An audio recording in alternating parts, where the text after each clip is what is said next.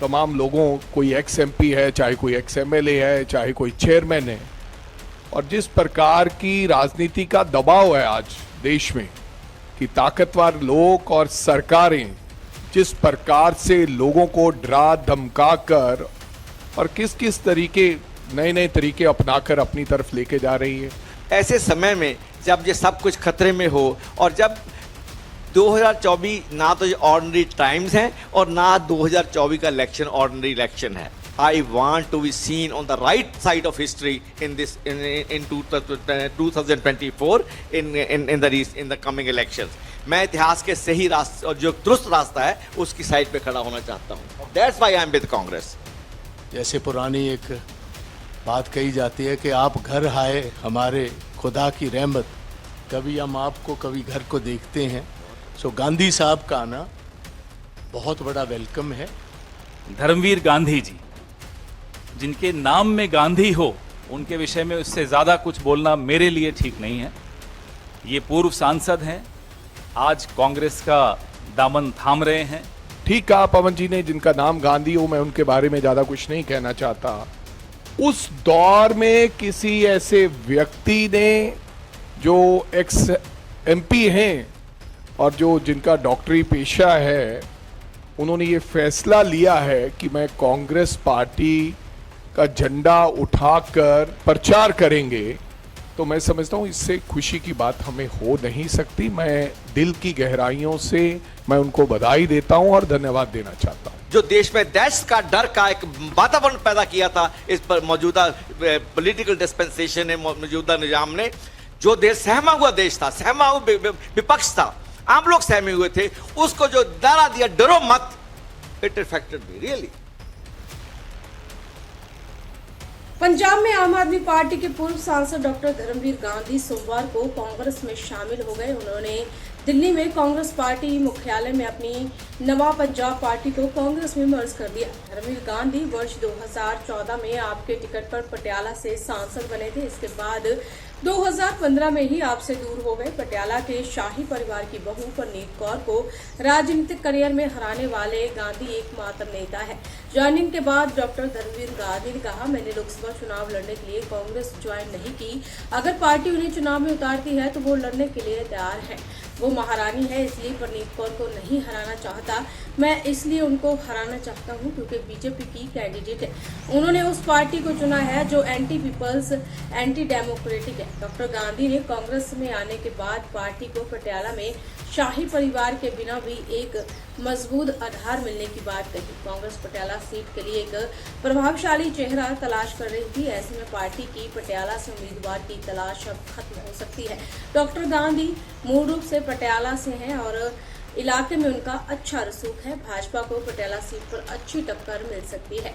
Doctor Dharmveer Gandhi ने कहा, पढ़ाई के समय कामरेड विचारधारा खाता, फाइनल ईयर में जेल गया, छूटकर अपनी एमबीबीएस की पढ़ाई पूरी की और फिर कार्डियोलॉजी में शिक्षा ग्रहण की। वर्ष 2012 में अन्ना हजारे के आंदोलन को ज्वाइन किया और वहां से आम आदमी पार्टी ज्वाइन की। बहुत जल्दी देख लिया कि आम आदमी पार्टी उनके आदर्शों की पार्टी नहीं है। फरवरी 2015 में आप छोड़ दिया और 2024 का ये ऑर्डिनरी इलेक्शन नहीं है। ऐसे में समय मेरे जैसे लोगों के लिए चुप ना रहना सही है और उन्होंने माहौल को देखते हुए ये निर्णय लिया है। राहुल गांधी से वो भारत जोड़ो यात्रा के दौरान काफी प्रभावित हुए थे और उनके दो डायलॉग, नफरत के बाजार में मोहब्बत की दुकान और डरो मत देश, डर में देश का जो माहौल पैदा हुआ, उससे डायलॉग बहुत महत्वपूर्ण था। और इसके अलावा रिलीजियस पॉलिजाइज देश को तोड़ने वाली है और ये लड़ाई है, उन्हें इस लड़ाई में लड़ना है।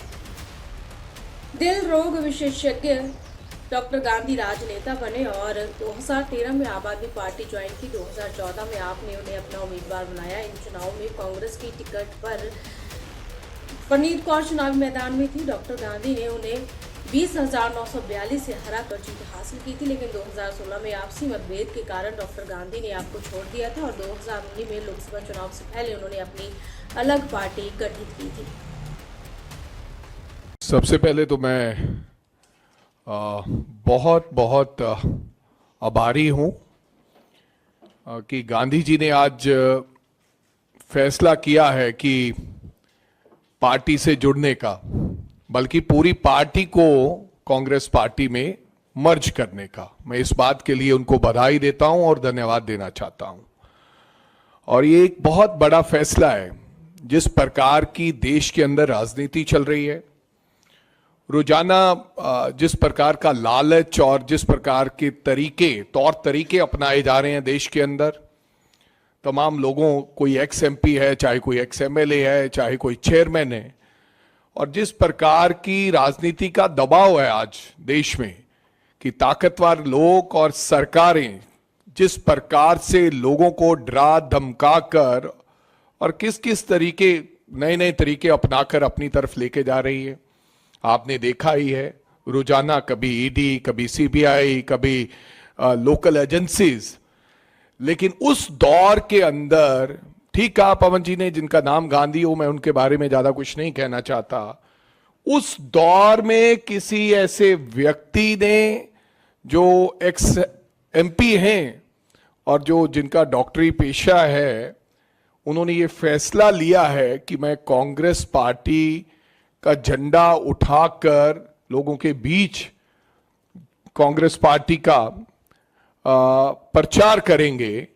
तो मैं समझता हूं इससे खुशी की बात हमें हो नहीं सकती। मैं दिल की गहराइयों से पूरी प्रदेश कांग्रेस कमेटी की तरफ से मैं उनको बधाई देता हूं और धन्यवाद देना चाहता हूं। Thank you.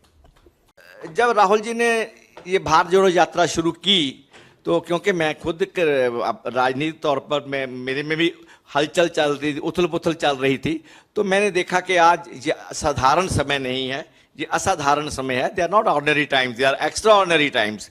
और इस समय जिस आदमी के दिल में जमहूरियत धधकती है, सेकुलरिज्म है, संविधान के प्रति आदर है, जो इंडियन कॉन्स्टिट्यूशन की इथोस है, उसके लिए उसके मन में उसके साथ रहना चाहता है। और जो संस्थाएं हैं, लोकतांत्रिक संस्थाएं हैं, उनकी जो आज़ादी है उसको बरकरार देखना चाहता है, और देश में सामाजिक न्याय की बात वो देखना चाहता है। तो ऐसे समय में जब ये सब कुछ खतरे में हो, और जब 2024 ना तो ऑर्डिनरी टाइम्स हैं और ना 2024 का इलेक्शन ऑर्डिनरी इलेक्शन है, देश का इतिहास लिखे जाने वाला है। देश ने किधर जाना है, कौन सी दिशा अख्तियार करनी है, किस दिशा में जाना है, वो एक बहुत महत्वपूर्ण इलेक्शन है। तो ऐसे समय में हम, मेरे जैसे लोगों के लिए, जो जब से जवानी में पैर रखा है तब से ही वो एक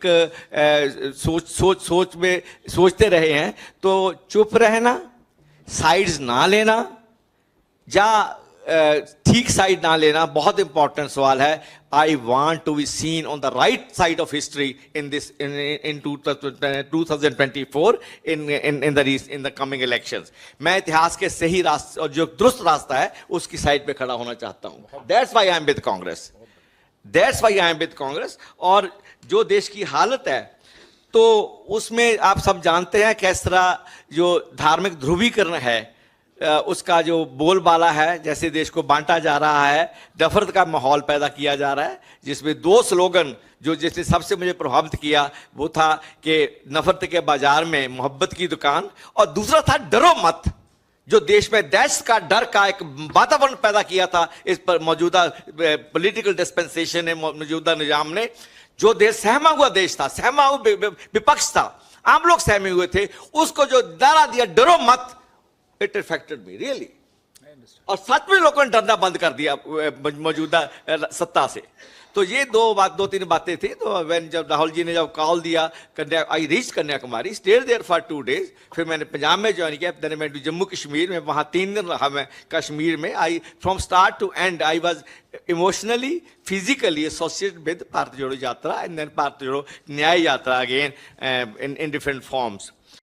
आज आपके सामने हमारे पंजाब के प्रभारी देवेंद्र यादव जी, पंजाब के पीसीसी प्रेसिडेंट राजा वड़िंग जी, पंजाब के हमारे सीएलपी लीडर बाजवा साहब, प्रताप सिंह जी, और हमारे विशेष मेहमान तो अब नहीं रहे, अब तो हमारे साथ आ गए, धर्मवीर गांधी जी, जिनके नाम में गांधी हो, उनके विषय में उससे ज़्यादा कुछ बोलना मेरे लिए ठीक नहीं है। ये पूर्व सांसद हैं, आज कांग्रेस का दामन थाम रहे हैं। जैसे पुरानी एक बात कही जाती है कि आप घर आए हमारे खुदा की रहमत, कभी हम आपको कभी घर को देखते हैं। सो गांधी साहब का आना बहुत बड़ा वेलकम है। और सबसे बड़ी बात है कि पंजाब में ही नहीं, सारे हिंदुस्तान में बहुत सारी ऐसी फोर्सेस जो कांग्रेस से दूर हो चुकी थी, कॉन्स्टिट्यूशन बचाने के लिए, डेमोक्रेसी को बचाने के लिए इकट्ठी हो रही। गांधी जी का आना बहुत शुभ संकेत है हमारी जमात के लिए और सारे देश की डेमोक्रेटिक फोर्सेस के लिए। इधर अकेले गांधी साहब ही नहीं, इनके साथ मेरे छोटे भाई सर रिछपाल सिंह जौड़ा माजरा जी राइट पर बैठे हुए हैं। ये बहुत अहम किसान लीडर हैं पंजाब के। किसान मोर्चे में एक अहम भूमिका निभाई इन्होंने। इनके साथ एडवोकेट हरमीत कौर बराड़ जी हैं, नरेंद्र संधू साहब हैं, प्रोफेसर साहब, सुमित पुल्लर साहब हैं, अमर टोलेवाल साहब हैं, और भी बहुत सारे साथी आज आए हैं।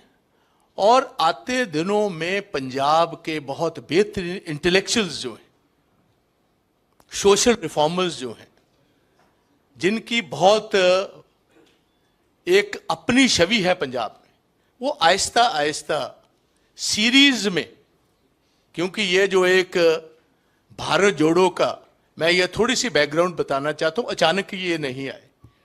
ये तो ऐसे आइडियोलॉग हैं जिनको राजी करना ओवरनाइट नहीं होने वाले थे।